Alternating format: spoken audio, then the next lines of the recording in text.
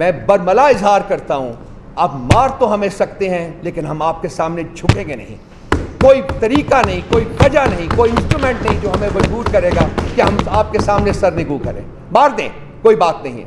मुझे कहें कि कहाँ आऊँ मैं, मेरे सीने में गोली मारिए, जहाँ चाहते हैं हमारे, मरने को तैयार हैं, लेकिन हम अपनी कोई किसी सूरत में सरनिगू नहीं करेगा अपना, कोई नहीं झुकेगा, कोई जुल्म और जबर के सामने नहीं झुकेगा, कोई फसाइयत के सामने नहीं झुकेगा। हम कायम हैं। मेरा ख्याल है कि मेरे साथ जो हुआ वो एक बहुत ही एक छोटा सा इंसिडेंट है। मेरे बाकी जो हमारे पार्टी के जो लोग हैं, मैं वो मेरे साथ बैठे हैं, मेरे आंखों में आंसू आ जाएंगे जब मैं बयान करूँगा कि उनके साथ क्या क्या हुआ है, किस कानून के तहत हुआ है, किस आइन के तहत हुआ है, कौन है करवाने वाला। क्या कोई पूछेगा उसको? क्या उसको कमरा अदालत में बुलाया जाएगा कि वो जवाब दे कि उस पॉलिटिकल पार्टी के साथ जिसको 2/3 मेजॉरिटी पाकिस्तान के अवाम ने दी है, उसके साथ ये सलूक क्यों रवा रखा गया है? आइन बताया जाए, कानून बताया जाए और वजह बताई जाए हमें। आज भी जब हम यहां बैठे हैं, आपसे बात कर रहे हैं, 3 दिन पहले, 4 दिन पहले मैं एक टेलीविज़न के दफ्तर में मैं गया था। उस दिन मेरा ख्याल है मालिक साहब के साथ मेरा, वहाँ से मैं बाहर निकला हूँ, मैं अपनी गाड़ी की तरफ वॉक कर रहा था, तो मेरे पीछे ये 4 लोग थे। अगर मैं गलत हूँ तो बच्चे बता दीजिएगा, 3 थे या 4 थे।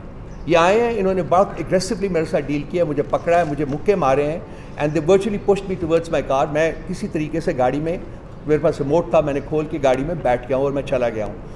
उस वक्त मैंने नोटिस नहीं किया कि क्या बात है क्या नहीं।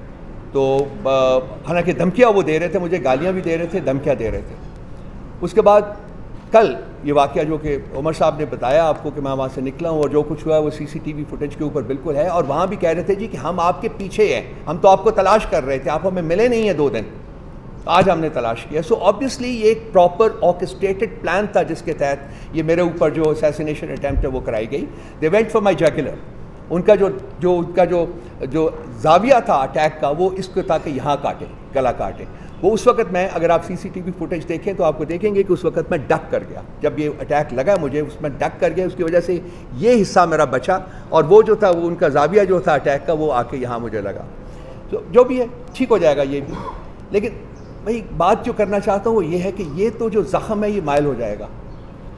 ये ज़ख़म शायद नज़र भी ना आए, लेकिन जो घाव लगाए हैं शख्स वाहिद की डिक्टेटरशिप ने इस मुल्क, इस रियासत की रूह के ऊपर, इस रियासत के लोगों की रूह के ऊपर, वो ऐसे ज़ख़म है, वो ऐसे घाव हैं जो मायल नहीं होंगे। 71 का 1971 का सानिया को बहुत ज़्यादा पुराना नहीं है, और आप देखें कि ये रिपीट है। वहाँ भी शेख मुजीबुर रहमान जो थे, उसकी पार्टी को, अवामी लीग को 162 में से 160 सीटें मिली थी, और उसको वादा किया गया था जी कि हम कन्वीन कर रहे हैं असेंबली का सेशन, लेकिन सेशन कन्वीन करने की बजाय उन्होंने फौजी ऑपरेशन का आगाज़ कर दिया। बिल्कुल एग्जैक्टली उन्हीं लाइंस के ऊपर अब ऑपरेट कर रहे हैं। सिर्फ ये है कि एक पार्टी ऐसी है जो इन्होंने खुद बनाई हुई है, जो इनकी जो गोद में जिन्होंने परवरिश पाई है, वो लोग, वो इनकी जो कहते हैं मांग जो होती है उसकी वो उसकी ताबे हैं, और वो उन्होंने उसकी, हमारी जो पार्टी जो कि जीती हुई थी उसकी जगह उन पार्टीज़ को इन्होंने हुकूमत में डाल दिया है। लेकिन जो नैरेटिव है वो एक ही है कि मैं हूँ, मैं इस मुल्क का मालिक हूँ, मेरी डिक्टाट चलेगी, कोई और हिम्मत नहीं कर सकता कि मेरी डिक्टाट के बगैर। कब तक मानेंगे हम? कब तक हम अपना सब सर जो है वो इनके सामने सरनिगूं करते रहें और कहें कि चले ठीक है आप कुछ दिन और कर लीजिए? वो वक्त आ गया है, मेरा ख्याल है वो वक्त आ गया है कि सारी कौम को खड़ा होना पड़ेगा, सारी कौम को बाहर निकलना पड़ेगा। ये मेरी ज़िंदगी का या किसी और इंडिविजुअल की ज़िंदगी का सवाल नहीं है, यकीन जानिए, मैं उस कॉन्टेक्स्ट में बात नहीं कर रहा। ये रियासत की सर्वाइवल का और रियासत के आगे बढ़ने का सवाल है, और ये पाकिस्तान के तमाम अवाम के मुस्तकबिल और उनके आगे बढ़ने का सवाल है। रियासत को इन्होंने बंद गली में मतलब पुश कर दिया है, वहाँ वो बंद गली में खड़ी है और उनको हमें कोई रास्ता नज़र नहीं आ रहा। इन्होंने जो भी नैरेटिव बनाने की कोशिश की है पिछले 2 साल में, वो नैरेटिव इनके मुंह के ऊपर पड़ा है। कोई नैरेटिव जो है वो काम, क्या नहीं इन्होंने करने की कोशिश की, पॉलिटिकल पार्टी के साथ, हमारे साथ क्या नहीं करने की कोशिश की, तमाम नैरेटिव इनका जो है वो नाकाम हो चुका हुआ है। तो मैं ज़्यादा देर नहीं आपका टाइम लूँगा। मैं बेसिकली मेरा जो बेसिक इंटेंशन है वो ये है कि जो साहिब इक़्तिदार लोग हैं जो इस वक्त यहाँ इंडिविजुअल की दिक्कत फ़र्द वाहिद की दिक्कत को इम्पोज कर रहे हैं और इम्प्लीमेंट कर रहे हैं, मेरी उनसे ये कहे कि ये आप इस सारे चक्कर में नाकाम हो गए हैं, आपने बदनामी कमाई है। आज आप सोशल मीडिया के ऊपर जाइए कि आपके बारे में क्या कहा जा रहा है, वो पाकिस्तान के अवाम आपके बारे में क्या सोच रहे हैं, आप किस तरफ मुल्क को लेके जा रहे हैं, आप क्या चाहते हैं पाकिस्तान के अवाम से। तो मेरी उनसे मैं मुखातिब हूँ और उनको कह रहा हूँ कि अपने गिरबान में झांकिए, अपनी तरफ देखिए और देखिए कि आप क्या गलतियाँ कर रहे हैं, आपसे क्या क्या गंभीर गलतियाँ हुई हैं, और आप इन गलतियों को आगे बढ़ाने की बजाय फर्दर परपेचुएट करने की बजाय इनको ख़त्म करें और अवाम के मैंडेट की जो है वो तौहीन ख़त्म करें, अवाम का मैंडेट जो है उसको एक्सेप्ट करें और उसके मुताबिक एक जमहूरी हुकूमत जो है उसको तश्कील दी जाए। इसके अलावा जो उमर साहब ने जो कुछ फरमाया है वो बिल्कुल अपनी जगह पे मुकद्दम है, FIR के वो हम रिजेक्ट करते हैं और जो कुछ इन्होंने कहा है मैं उनको रीइटरेट करता हूँ। और खान साहब की मार्फत से मैं सिर्फ ये कहूँगा कि ये जो हमारा जोश और जज्बा है ये उसकी मरहून मिन्नत है, उस शख्स की, वो इस शख्स की जो 9 महीने से एक काल कोठरी में बेगुनाह पड़ा हुआ है। ये हमें जो सिखाया है, आज जो हम खड़े हैं, आज हम अपने पाँव पे खड़े हैं और आज हम ये बात कर रहे हैं, जो हौसले और हिम्मत के साथ बात कर रहे हैं, ये उन्हीं की देन है, ये उन्होंने हमें दिया हुआ है। और उन्होंने कहा था, उन्होंने कौम से कहा था कि जी मैं ना खुद झुकूंगा ना आपका सर झुकने दूंगा, और हम आज उसी गाइडलाइंस के मुताबिक हम बैठे हुए हैं। हम उस पाकिस्तान की तकमील के लिए कायम हैं जिसका ख्वाब कायद आज़म ने देखा था और जिसकी तकमील जो है वो इमरान खान साहब कर रहे थे। आज नहीं तो कल नहीं तो परसों इन्हीं फस्ताई ताकतों को उसी शख्स से बात करनी होगी जिसके पास रियासत के मुस्तकबिल की कुंजी है और वो अडियाला जेल की कैद कोठरी में कायम है। वो बाहर आएगा, वो इस मुल्क के ऊपर दोबारा हुकूमत करेगा इंशाअल्लाह ताला। Thank you. अच्छा, यहाँ पे मैं 2 पॉइंट मुझे मेरे भाई ने बहुत कुछ कह दिया है, काफ़ी कुछ कह दिया है। मुझे ये भी नहीं समझ आएगी कि मैं कहाँ से शुरू करूँ, कहाँ पे ख़त्म करूँ। पिछले 2 साल में जो हमारी पार्टी के साथ हुआ है वो मेरा ख़्याल है कि किसी से ढका छुपा नहीं है। ये और बात है कि हमारी आवाज़ों के साथ मीडिया की आवाज़ को भी मज़ल किया गया है और मीडिया भी शायद वो सब कुछ नहीं लिख सका, वो सब कुछ नहीं बोल सका जो आप लोग कहना चाहते होंगे या लिखना चाहते होंगे। इसके साथ साथ बाकी भी तमाम एस्पेक्ट्स जो हैं इस वक्त वो भी आपके सामने हैं कि इस मुल्क में इदारों के साथ क्या हो रहा है, इदारों को किस तरीके से डिसफंक्शनल किया गया है, इदारों की कैसे तस्लील की गई है, एंड मोस्ट इम्पॉर्टेंटली पाकिस्तान के अवाम की कैसे तस्लील की गई है।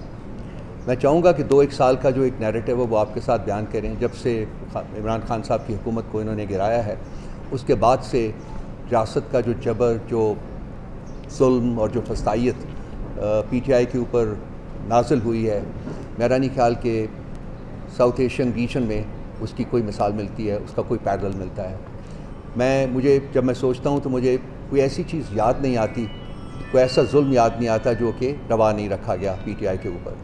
हमारे लोगों को इन्होंने ख़ासकर 9 मई के बाद जो कि एक फॉल्स फ्लैग ऑपरेशन था, उसके अलावा वो है कुछ नहीं है, क्योंकि बसा औकात हमारी रिक्वेस्ट के बावजूद, हमारी सबमिशन के बावजूद कि एक जुडिशल कमीशन बनाया जाए और वो उस कमीशन की एक ट्रांसपेरेंट और फ्री इंक्वायरी करे और उसके बाद मुजरिमीन का जो है वो तयन किया जाए और फिर सज़ाएँ दी जाएँ।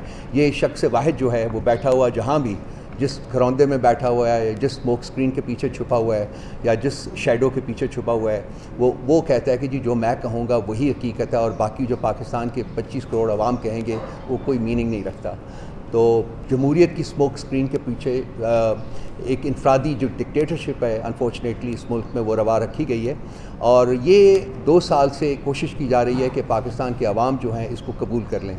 लेकिन पाकिस्तान के अवाम ने हर उस कदम के ऊपर, जबकि उनकी आवाज़ जो है वो सुनी जा सकती थी, उन्होंने अपनी लाउड एंड क्लियर तरीके से बताया है कि हम ये शख्स वाहिद की हुकूमत, शख्स वाहिद की डिक्टेटरशिप को कबूल नहीं करते। हम इस मुल्क में जमहूरियत चाहते हैं और हम इस मुल्क में जमहूरियत ले कर रहेंगे। आप 8 फरवरी को जब आवाम को मौका मिला कि वो अपने वोट की ताकत से अपने हुक्मरान चुने, तो वो आपके सामने है कि उनका जो किस पलड़े में उन्होंने अपना वज़न डाला था। 2/3 मेजॉरिटी उन्होंने PTI को की थी और ये इसके बावजूद कि उस वक़्त ऐसी हुकूमत जो है जो इलेक्शन करवा रही थी, जिसको सो कॉल्ड केयर टेकर हुकूमत कहा जाता था, वो पीटीआई के ऊपर जुल्म जबर की वजह बनी हुई थी। उसी के ज़रिए, उसी इंस्ट्रूमेंट के ज़रिए पीटीआई के ऊपर वो तमाम जुल्म जबर वो किया जाता रहा था। उसके बावजूद अवाम ने अपना जो हक़ वोट था वो अदा किया और उन्होंने पीटीआई को दिया, लेकिन रात के अंधेरे में वो हमारा वोट चुनाव छीना गया। इससे पहले पीटीआई के लोगों को किडनैप किया गया, पीटीआई के लोगों को टॉर्चर किया गया, पीटीआई के लोगों से फोर्स किया गया कि वो पॉलिटिकल लॉयल्टीज़ को बदलें, पीटीआई की पॉलिटिकल स्पेस को ख़त्म किया गया, पीटीआई के लोगों के घरों के ऊपर उनको अटैक किया गया, वेंडलाइज किया गया, औरतों की इज्जत जो है उसकी तजलील की गई, घरों की चार दीवारी की तजलील की गई। कोई वो जुल्म नहीं था जो कि रवा नहीं रखा गया। उसके बावजूद जो इनका बेसिक ऑब्जेक्टिव था वो ये था कि जी पार्टी को ख़त्म करना है, पीटीआई की लीडरशिप को ख़त्म करना है। उसमें मैं तमाम लीडरशिप को कॉम्प्लीमेंट करूंगा, खासकर उमर साहब को जो मेरे दाईं तरफ बैठे हुए हैं, जिन्होंने as secretary general of the party ना सिर्फ कि इसको इकट्ठे रखा बल्कि इसको ताकतवर भी बनाया। ये पीटीआई को ख़त्म नहीं कर सके। पीटीआई के लोग जो थे, पीटीआई के जो फॉलोअर्स थे, पीटीआई के जो चाहने वाले थे, उनके जज्बे को, उनकी कमिटमेंट को ये ख़त्म नहीं कर सके, कमज़ोर नहीं कर सके। और उन्होंने 8 फरवरी को अपना वोट की ताकत से अपना फ़ैसला जो था वो सुनाया, लेकिन अनफॉर्चुनेटली उसको इम्प्लीमेंट करने में फिर शख्स वाहिद की डिक्टेटरशिप जो थी, डिक्टाट थी, वो माने हुई।